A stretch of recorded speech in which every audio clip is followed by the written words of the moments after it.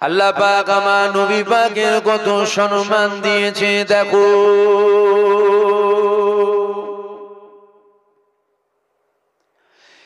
এ ছেলেরা যুবকেরা আমার আল্লাহ পাক আমার নবী পাকের কত মাকাম দিয়েছে দেখো।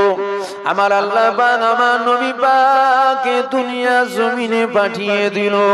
আমার নবী পাক যখন শিশুবেলায় দুল্লায় দুলা খেত, সকাল বেলায় 70,000 ফেরেশতা নেমে আসতো, সন্ধ্যা বেলায় চলে যেত, আবার সন্ধ্যা বেলায় 70,000 ফেরেশতা নেমে আসতো, সকাল বেলায় চলে যেত। এই রকম ভাবে পালা পালা পালা পালা করে আমার নবী পাকের দুলনাখানা দুলা দিতে আসতো। শিশু নবী দুলনায় শুয়াতে ফেরেশতারা দুলা দিতে আসতো। তিনার কত শান, কত মান, কত ইজ্জত তিনার।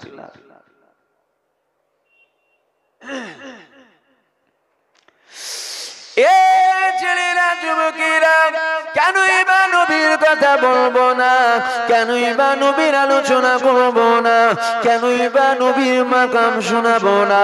আল্লাহ নবীর চাচা যান হযরত আব্দুল্লাহ ইবনে আব্বাসকে এক তারিখে আমার রাসূলুল্লাহকে জিজ্ঞাসা করেছিল, ইয়া রাসূলুল্লাহ ইয়া হাবিবাল্লাহ, এক তারিখে আপনি দুল্লায় দুলা খাচ্ছিলেন, আমি দেখতে পেয়ে গেলাম আপনি হঠাৎ করে কান্না করতে লেগে গেলেন, আবার কিছুক্ষণ পরেতে আপনি আবার মুচকে মুচকে হাসতে লেগে গেলেন। ইয়া রাসূলুল্লাহ ইয়া হাবিবাল্লাহ, ওই কান্নার রহস্যটা কি, ওই হাসার রহস্যটা কি? আল্লাহ নবী বলেছিলেন, এ আমার চাচা যান শোনে, আমি এক তারিখে দুল্লায় দুলা খাচ্ছিলাম, দুল্লায় দুলা খেতে খেতে আল্লাহ পাকের ফেরেশতারা নিজেদের মধ্যে বলা কওয়া করছিল, আমার আল্লাহ পাক ইনাকে আখিরি নবী করে পাঠিয়েছে, আমার আল্লাহ পাক ইনাকে নেতাদের নেতা করে পাঠিয়েছে, আল্লাহ পাক ইনাকে পয়গম্বরদের পয়গম্বর করে পাঠিয়েছে, আমার আল্লাহ পাক ইনাকে সরদারদের সরদার করে পাঠিয়েছে। তবে মনে রাখবে, আমার আল্লাহ জানিয়ে দিয়েছে ইনার উম্মতদের মধ্যে থেকেও এক শ্রেণীর উম্মত যাবে জাহান্নামায় যাবে। এই কথাটা যখন বলেছে আমি নবী পাক কান্না করতে লেগে গিয়েছিলাম। আমি নবী পাক যখন কান্না করতে লেগে গেলাম, হঠাৎ করে দেখতে পেয়ে যায় হযরতে জিবরাইল চলে আসলো।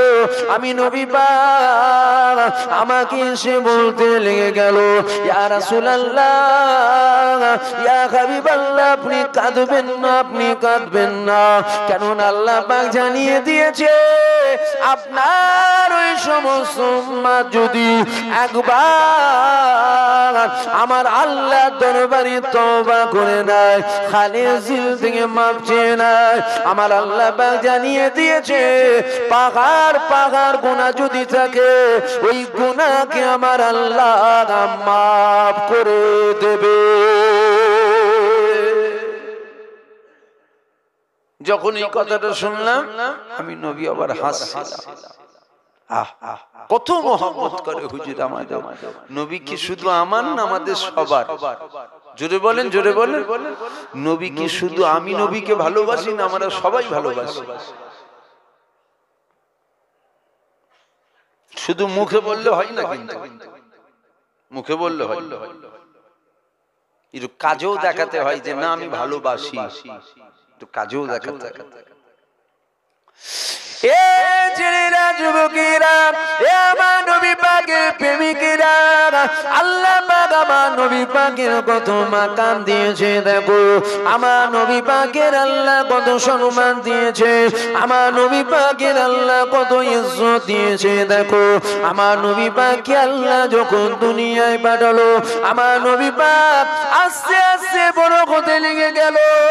আমার নবী পাকের বয়সটা 40 বছর যখন হয়ে গেল, আমার আল্লাহ পাক জানিয়ে দিয়েছে হাবিব চাকরি তো অনেক আগে পেয়ে গেছে, এইবার ডিউটিটা শুরু করে দেন। আমার নবী পাক কাবার পাশে চলে গেল, মক্কার মানুষদেরকে দাওয়াত দিয়ে দিল। মক্কার মানুষেরা আমার নবী পাকের ডাকে সাড়া দিয়ে চলে আসলো। আল্লাহ নবী বলেছিলেন, এ মক্কা মানুষেরা, আমি মুহাম্মদ, আমাকে তোমরা কোন নজরে দেখো। ওই সময় মক্কা মানুষেরা বলেছিল, মুহাম্মদ তোমার মতো দ্বিতীয় কোনো মানুষ হয় না। মুহাম্মদ জীবনে তুমি গরিবের উপরে জুলুম করো না। মুহাম্মদ জীবনে তুমি আমানতের খিয়ানত করো না। মুহাম্মদ জীবনে তুমি কারো মাল ছেড়ে নিও না। মুহাম্মদ জীবনে তুমি কারোকে নোংরা কথা বলো না। এ যুবকেরা, আল্লাহ নবী তখন বলল, এ মক্কা মানুষেরা, আমি মুহাম্মদ, আমার কথা কি তোমরা মেনে নেবে? ওই সময় তারা বলল, বলেন আপনার কি কথা? আল্লাহ নবী বলেছিলেন, এই যে দূরে একটা উঁচু পাহাড় দেখছো, ওই পাহাড়ের পিছন থেকে একদল মানুষ লুকিয়ে রয়েছে, এখনই তোমাদের উপরে হামলা করতে পারে, এটা কি তোমরা মেনে নেবে? ওই সময় তারা বলেছিল, হ্যাঁ আমরা মেনে নেব। আল্লাহ নবী বলল, তোমরা কি দেখবে না? ওই সময় তারা বলেছিল, দেখার কোনো প্রয়োজন নেই। কেন দেখার প্রয়োজন নেই? ওই সময় তারা বলল, মুহাম্মদ জীবনে তুমি কখনো মিথ্যা কথা বলো না, তুমি হলে আল আমিন, তুমি হলে চির সত্যবাদী। এ যুবকেরা, আল্লাহ নবী তখন বলল, তাহলে তোমরা পড়ে না লা ইলাহা ইল্লাল্লাহ আনা মুহাম্মাদুর রাসূলুল্লাহ। এই কথাটা যখন বলেছিল, একের পর এক আমার নবী পাককে ছেড়ে দিয়ে চলে যেতে লেগে গেল। আমার নবীকে রেখে দিয়ে চলে যাচ্ছে, আমার নবীকে মারতেও লেগে যাচ্ছে। একটু আগে কি বলছিল? যে জীবনে তুমি কখনো মিথ্যা কথা বলো না। কেন? তুমি আল আমিন। মক্কার বেঈমানের আমার নবীকে বলতেন আল আমিন, অর্থাৎ চির সত্যবাদী। জোরে বলুন সুবহানাল্লাহ। তাহলে চির সত্যবাদী যখন বলল, মানল না কেন? সবাই যদি মেনে নেবে, তাহলে আবু জেহেলের দলে থাকবে কে? আমার কথা বুঝতে পারছেন কি আপনারা? সবাই যদি কলমা পড়ে নেবে, তাহলে আবু জেহেলের দলে থাকবে কে? আবু জেহেলের দলে তো থাকতে হবে। দল তো দুটো রে বাবা, একটা রহমানের দল, একটা শয়তানের দল। শয়তান তো আবু জেহেলের দলে ছিল। যাদের অন্তরে আল্লাহ হিদায়াত দিয়েছিল, এসেছে তারা কলমা পড়ে নিয়েছে। আজ না হলো কাল, কাল না হলো পরশু পড়েছে তারা কলমা। কিন্তু সবাই পড়েনি। কেন পড়েনি? দল দুটো। সবাই যদি রহমানের দলে চলে আসবে, তাহলে শয়তানের দলে থাকবে কে? কিন্তু আমার বলার উদ্দেশ্য এখানে কথাটা, কমসে কম তারা তো আমার নবীকে আল আমিন বললেন, অর্থাৎ চির সত্যবাদী। আজ যদি কোনো দাড়িওয়ালা, টুপিওয়ালা, জুব্বাওয়ালা বলে নবীর দ্বারাই মিথ্যা কথা বলা সম্ভব, বা নবী বলতে পারে মিথ্যা, কি বলবে? নাউজুবিল্লাহ বলবেন না? নবী মিথ্যা বলতে পারে? জোরে বলেন, জোরে বলেন। কমসে কম তখনকার বেঈমান কাফের আমার নবীকে আল আমিন বলেছিল, মানে চির সত্যবাদী। মানে নে কেন? সবাই যদি মেনে নেবে, তাহলে শয়তানের দলে থাকবে কে? তাই তারা মানে নে। কমসে কম তারা এতটুকু মেনেছিল, মুহাম্মদ আল আমিন চির সত্যবাদী। আজ যদি কোন দাড়িওয়ালা, টুপিওয়ালা ওয়াজ করতে করতে বলে যে নবী দ্বারাই মিথ্যা বলা সম্ভব বা বলতে পারে, বুঝে নিতে হবে তখনকার বেঈমান কাফেরের থেকেও এ ব্যাটা ভয়ঙ্কর। খারাপ লেগে যাচ্ছে নাকি আমার কথা? কমসে কম তখনকার বেঈমান কাফের আমার নবীকে আল আমিন বললেন, চির সত্যবাদী। মানে না কেন? শয়তানের দলে থাকবে তাই মানে না। সবাই যে মেনে নেবে তো কোনো কারণ নেই। আল্লাহ তো বলেছে, আপনি আপনার কাজ করুন, কে মারলো না মারলো আমি বুঝে নেব। আজ যদি কেউ বলে নবী মিথ্যা বলতে পারে বা নবীর ভুল হওয়া সম্ভব, বুঝে নিতে হবে তখনকার কাফেরের থেকেও এরা ভয়ঙ্কর। এরকম সমাজে আজ মানুষ উঠে পড়ে লেগেছে। আলোচনায় কি অসুবিধা হচ্ছে নাকি?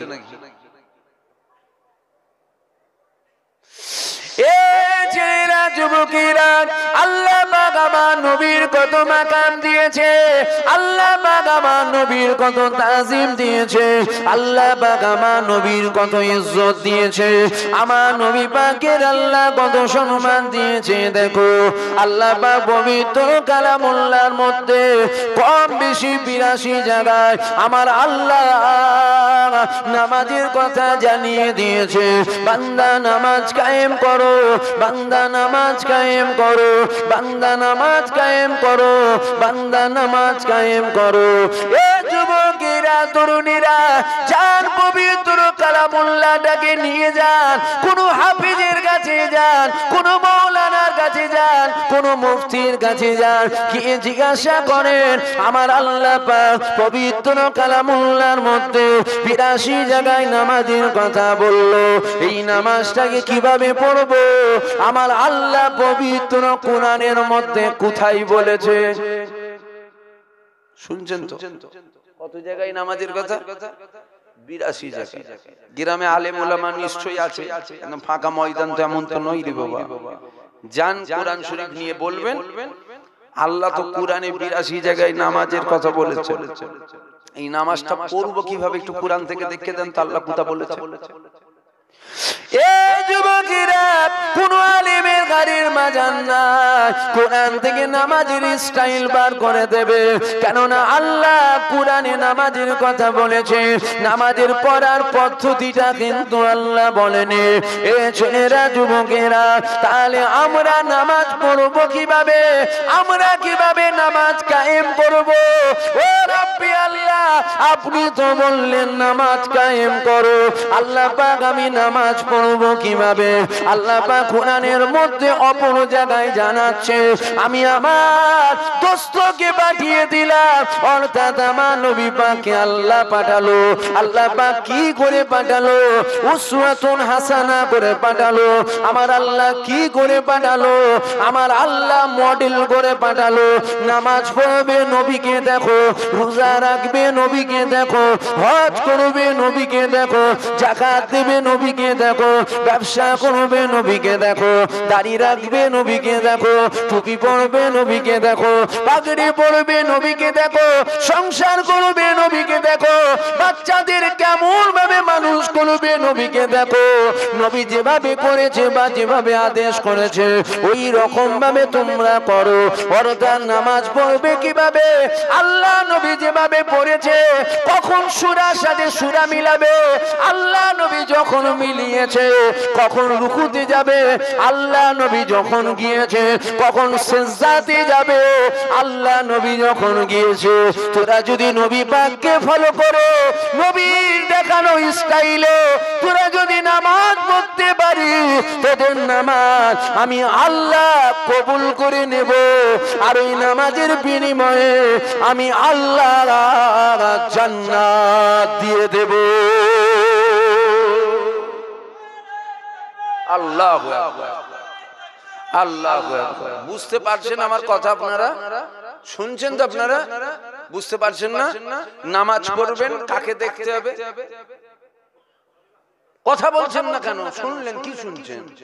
নবীকে দেখতে হবে। আমরা নামাজ পড়ি কিভাবে একটু দেখুন তো, হচ্ছে নাকি আমারটা?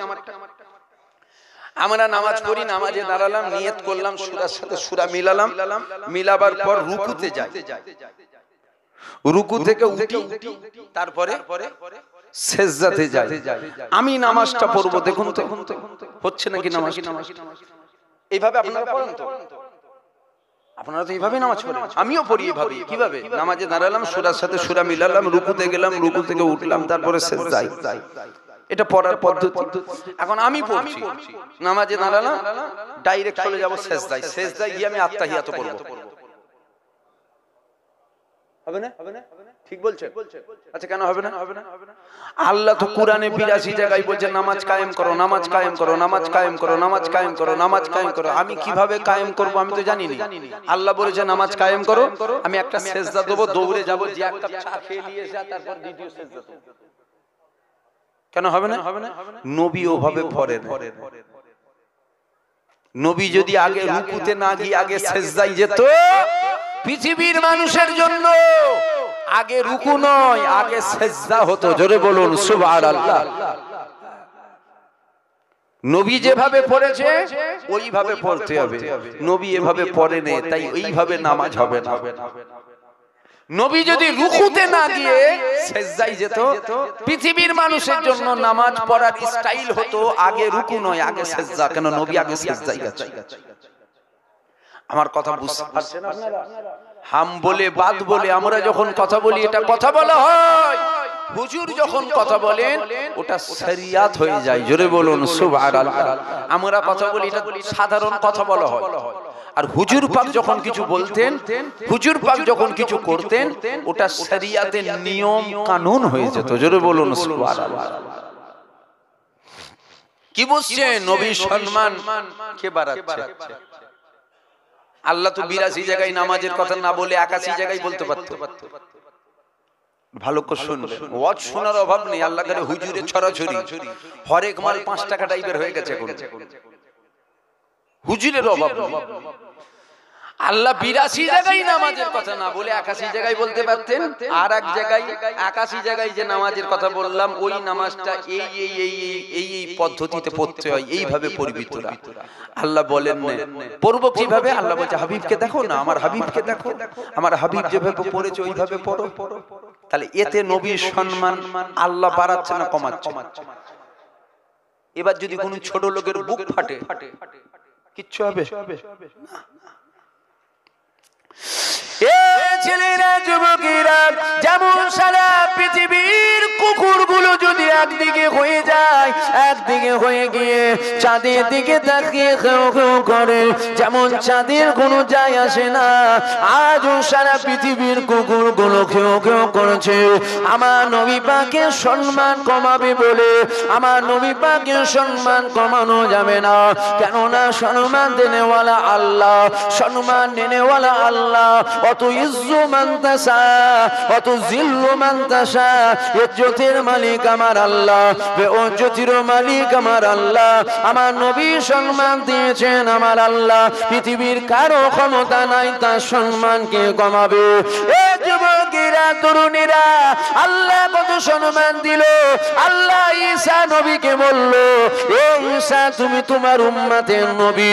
আল্লাহ পাক মুসা নবীকে বলেছিল, মুসা তুমি তোমার উম্মতের নবী। আল্লাহ পাক ইব্রাহিম নবীকে বলল, ইব্রাহিম তুমি তোমার উম্মতের নবী। আল্লাহ পাক ইসমাঈলকে বলেছিল, এ ইসমাঈল তুমি তোমার উম্মতের নবী। আল্লাহ পাক আদমকে বলল, আল্লাহ পাক নূহকে বলল, আল্লাহ পাক শীসকে বলল, আল্লাহ পাক ইউসুফকে বলল, আল্লাহ পাক ইউনুস নবীকে বলল, আল্লাহ পাক ইদ্রিস নবীকে বলল, আল্লাহ পাক ইসমাঈল নবীকে বলল, আল্লাহ পাক উজাইর নবীকে বলল, আল্লাহ পাক লূত নবীকে বলল। সমস্ত নবীদেরকে আমার আল্লাহ পাক জানিয়েছিল, এ আমার উম্মতেরা, আমার নবীরা, শোনো শোনো, আমি আল্লাহ জানিয়ে দিলাম তোমরা অন্য কারো নবী নয়, তোমরা তোমাদের উম্মতের নবী। আল্লাহ পাক 12 রবিউল আউয়াল সোমবার শুভে সাদেকের সময় 570 খ্রিস্টাব্দে আমার নবী পাককে যখন দুনিয়ায় পাঠিয়েছিল, আমার আল্লাহ জানিয়ে দিয়েছিল, এ আমার হাবিব, আমার দোস্ত, শোনো, আপনি শুধু আপনার উম্মতের নবী না, না না না, আমি আল্লাহ আপনাকে জানিয়ে দিলাম, জমিনে নবী করে আপনাকে পাঠালাম, আসমানে নবী করে আপনাকে পাঠালাম, চাঁদে নবী করে আপনাকে পাঠালাম, সূর্যে নবী করে আপনাকে পাঠালাম, জান্নাতে নবী করে আপনাকে পাঠালাম। অনেকে বলে আমার নবী পাক বিশ্ব নবী ছিল। না না, আমার নবী বিশ্ব নবী ছিল না। আমার নবী এত ছোট জায়গা নবী ছিল না। আমার নবী কুলো কায়নাতে আমার আল্লাহ নবী করে পাঠিয়েছিল। আল্লাহ পাক এখানেও ক্ষান্ত হলেন না। আল্লাহ পাক জানিয়ে দিল, 18,000 মাখলুকাতের নবী করে আমি আল্লাহ আপনাকে নবী করে পাঠিয়ে দিলাম।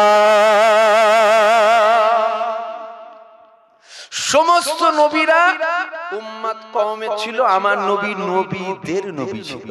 যেটা বলবেন না সুবহানাল্লাহ। এখানে একটা কথা বললাম, যে বিশ্ব নবী, আমার নবী বিশ্ব নবী নয়। হ্যাঁ, এটা হাকিকত, আমার নবী বিশ্ব নবী নয়। কেন বিশ্ব এটা একটা ছোট জায়গা, আমার নবী কায়নাতের নবী। জোরে বলবেন না সুবহানাল্লাহ।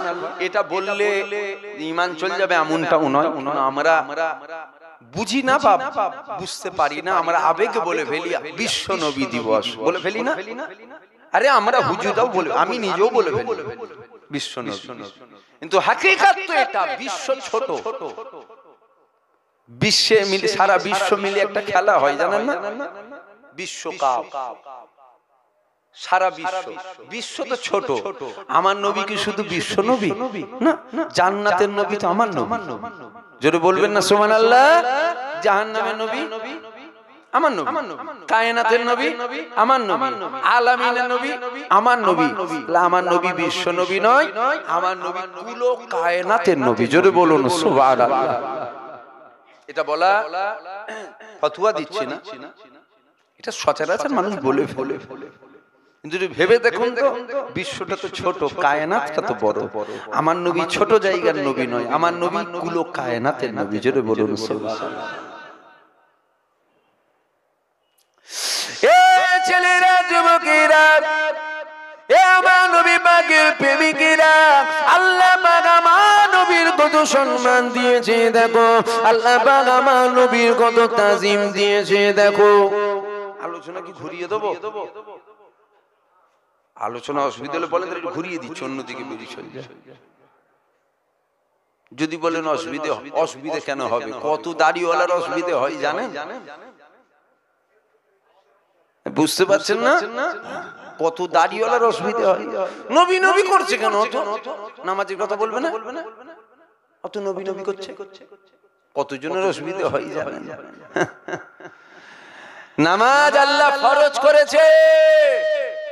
হসপিটালের বেডে শুয়ে থাকে, যদি হাত তোলার ক্ষমতা না থাকে, ইশারায় পড়তে হবে। আর নামাজের কথা বলার দায়িত্ব হুজুরদের নয়, নামাজের কথা বলার দায়িত্ব বাপ মায়ের। আমি তো বললেই খারাপ, বললেই তো খারাপ হয়ে যায়। নামাজ পড়ার কথা বলার দায়িত্ব কার? হুজুরের। 8 বছর থেকে বলুন, বাচ্চাকে বুঝান, আব্বা নামাজ পড়তে হয়, হাত ধরে ধরে মসজিদে নিয়ে যান। 12 বছরের পরে একটা কঞ্চি কাটেন, কঞ্চি সামসেটা তুলে রেখে দেন, পা থেকে মাথা অবধি মেরে লাল করবেন, নামাজ পড়বি না মানে? দেখবেন উঠছে মসজিদের দিকে। তা না করে আপনি ওর হাত ধরে মেলায় নিয়ে যে জিলিপি কিনে দিয়েছেন আর বলছেন হুজুর নিয়েছে নামাজের রোজ করে, ছেলে নামাজি হবে, ওলি হবে। খারাপ লাগছে নাকি আমার কথা আপনাদের? আমি কি ভুল ভাল বকছি মনে হচ্ছে নাকি? আপনাদের সাথে ব্যক্তিগত কোনো রাগ টাক আছে নাকি আমার? না। আপনি তো বলুন না, আপনি আপনার বাচ্চাকে নিয়ে সিরিয়াল দেখছেন আর বলছেন ফুরফুরা থেকে হুজুর নিয়েছে নামাজি রোজ করে, আমার ছেলে সিরিয়াল দেখবে না, নামাজি হবে? 100 হুজুর নিয়েও হবে না, কেন আপনি তো বেঁকিয়ে ফেলেছেন। বুঝতে পারছেন না? লাইন একটা আছে, হুজুরের সাথে প্রেম করো, হুজুরের সাথে প্রেম করো। প্রেমেতে মানুষ পরিবর্তন হয়ে যায়। দুনিয়ার প্রেম মহব্বত হয় না? দুনিয়ার প্রেম মহব্বতে দেখবেন মানুষ পরিবর্তন হয়ে যায়, ছেলে আলাদা হয়ে যায়। যে ছেলে আব্বা আব্বা করতো, এখন সে ছেলে আব্বাকে ছেড়ে দিয়ে শ্বশুরকে আব্বা জান করে।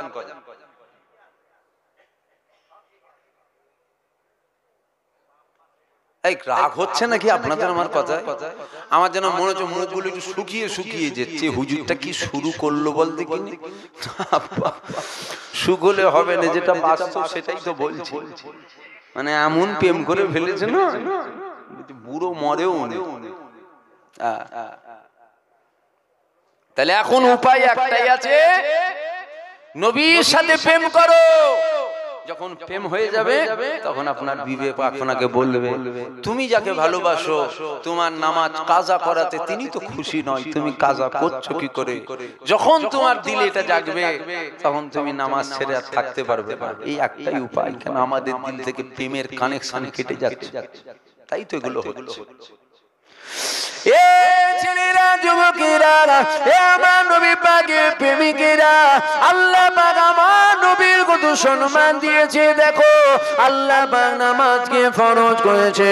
হাদিসের মধ্যে পাওয়া যায় আসসালাতু মিফতাহুল জান্নাহ, নামাজ জান্নাতের চাবিকাঠি। তবে নবী পাককে যদি ছেড়ে দাও তোমার নামাজ জান্নাতের চাবি হবে না। নবী পাককে যদি ধরে নাও তবেই তো জান্নাতের চাবি হয়ে যাবে। এ যুবকেরা, এ আমার নবী পাকের প্রেমিকেরা, আল্লাহ পাক নামাজকে ফরজ করেছে, আল্লাহ পাক রোজাকে ফরজ করেছে, আল্লাহ পাক মালদারদের জন্য খরচ করা ফরজ করেছে, আল্লাহ পাক যাকাত দেওয়া ফরজ করেছে। কিন্তু মনে রেখে দিবে এগুলো ঈমানদারের জন্য ফরজ, এগুলো বেঈমানদের জন্য ফরজ নয়। আবু জেহেলের জন্য ফরজ ছিল না, আবু লাহাবের জন্য ফরজ ছিল না, উতবার জন্য ফরজ ছিল না, সাইবার জন্য ফরজ ছিল না। ছিল ফরজ? কথা বলছেন না, ভুল হলে বলবেন তো। আবু জেহেলের জন্য 5 ওয়াক্ত নামাজ ফরজ ছিল নাকি? এ যুবকেরা, তরুণীরা, ওদের জন্য ফরজ ছিল না। কেন? এরা আমার নবী পাককে ধরেনি, তাই আল্লাহ পাক এদের জন্য নামাজকেও ফরজ করেন। আল্লাহ পাক আবু বকরের জন্য নামাজ ফরজ করেছিল, আল্লাহ পাক ওমরের জন্য নামাজ ফরজ করেছিল, আল্লাহ উসমানের জন্য নামাজ ফরজ করেছিল, শেরে খোদা আলীর জন্য আল্লাহ নামাজ ফরজ করেছিল। কেননা এরা কলমা পড়েছিল, তাই তো নামাজ আল্লাহ ফরজ করেছিল। এ ছেলেরা, যুবকেরা, আল্লাহ নবী আরো জানিয়ে দিয়েছে, এ দুনিয়ার মানুষেরা, তোরা যখন আল্লাহকে সিজদা করবি, তোদের কপালটা মাটির মসজিদ যদি হয়, ওই কপালটা মাটির উপরে পড়ে যাবে। তোদের কপালটা মার্বেলের মসজিদ যদি হয়, ওই কপালটা মার্বেলে পড়ে যাবে। তোদের কপালটা টাইলস লাগানো মসজিদ যদি হয়, তোদের কপালটা টাইলসের উপরে পড়ে যাবে। তোদের কপালটা মখমল বিছানো যদি থাকে, ওই মখমলের উপরে কপাল পড়বে। আমি নবী পাক জানিয়ে দিলাম, ওই কপালটা যদি আমি নবী পাক আমাকে মেনে হয়, ওই কপালটা যদি আমি নবী পাক আমাকে ধরে হয়, ওই কপালটা মাটির উপরে টাইলসের উপরে মখমলের উপরে পড়বে না। আমি নবী পাক জানিয়ে দিলাম, ওই কপালটা আল্লাহ পাকের কুদরতি কদমে পড়ে যাবে। যে ব্যক্তি আল্লাহর কুদরতি কদমে সেজদা দিল, তার কোনো চিন্তা নেই, সব দ্বারা পারত। কোন সেজদা? নবী ধরে সেজদা, নবী মেনে সেজদা, নবীকে প্রেম করে সেজদা, নবী ছেড়ে নয়, নবী ধরে। এ ছেলেরা, যুবকেরা, এ আমার নবী পাকের প্রেমিকেরা, আল্লাহ পাক জানিয়ে দিয়েছে, এ দুনিয়ার মানুষেরা, আমি আল্লাহ পাক জানিয়ে দিলাম, তোরা যদি জান্নাতে যেতে চাস, আমার রহমত ছাড়া জান্নাতে যাওয়া যাবে না, আমার রহমত ছাড়া জান্নাতে যাওয়া যাবে না। খাজা হুজুর জান্নাতে যাবে না, দাদা হুজুর জান্নাতে যাবে না, আল্লামা রুহুল আমিন জান্নাতে যাবে না, বড় পীর আব্দুল কাদের জিলানী জান্নাতে যাবে না, মুস্তাফা মাদানী জান্নাতে যাবে না, আব্দুল মাহবুব জান্নাতে যাবে না, জুনায়েদ বাগদাদি জান্নাতে যাবে না। আল্লাহর রহমত ছাড়া কেউ জান্নাতে যাবে না, আল্লাহর রহমত ছাড়া কেউ জান্নাতে যাবে না। তাহলে আমরাও তো বললাম আমরা জান্নাতে যাব, তাহলে আমাদেরকে কি করতে হবে? নামাজ অবশ্যই পড়তে হবে। তবে মনে রাখতে হবে, নামাজের জন্য জান্নাত নয়, আল্লাহর রহমতের জন্য জান্নাত যাব। শুনছেন? বুঝতে পারছেন তো? নামাজের জোরে যাব না। আপনি যদি বলেন আমি যাব, তাহলে আপনার ভিআইপি ব্যাপার, আপনি চলে যাবেন, আমি যেতে পারবো না। কেন? আমরা নামাজ পড়ি কোন রকম, কপালটা ঠুকতে পারলে জান বেঁচে যায়। বুঝতে পারলেন? আর নামাজ পড়েছিল, হযরত আলী পায়ে তীর লেগেছে, তীর বার করতে যাচ্ছে, এত জ্বালা যন্ত্রণা, কাউকে ধারে কাছে আসতে দিচ্ছে না। নামাজে দাঁড়িয়েছে, তীর ধরে টেনে বার করে নিয়েছে, হযরত আলী উফ শব্দটুকুও বার করে না, জোরে বলুন সুবহানাল্লাহ। আর আমরা নামাজ পড়ি, নামাজে দাঁড়ালে মশা কামড়ালে লাগে, পিঁপড়ে কামড়ালেও লাগে, লাগে না? নামাজে দাঁড়িয়ে বইয়ের কথা, জায়গার কথা, জমির কথা, পায়ের ভাঙার কথা, হসপিটালের কথা, দুনিয়ার কথা, চায়ের দোকানের কথা, যত কথা সব নামাজে দাঁড়ালে হয়। মানে মনে পড়ে শয়তান তো রেডি হয়ে আছে।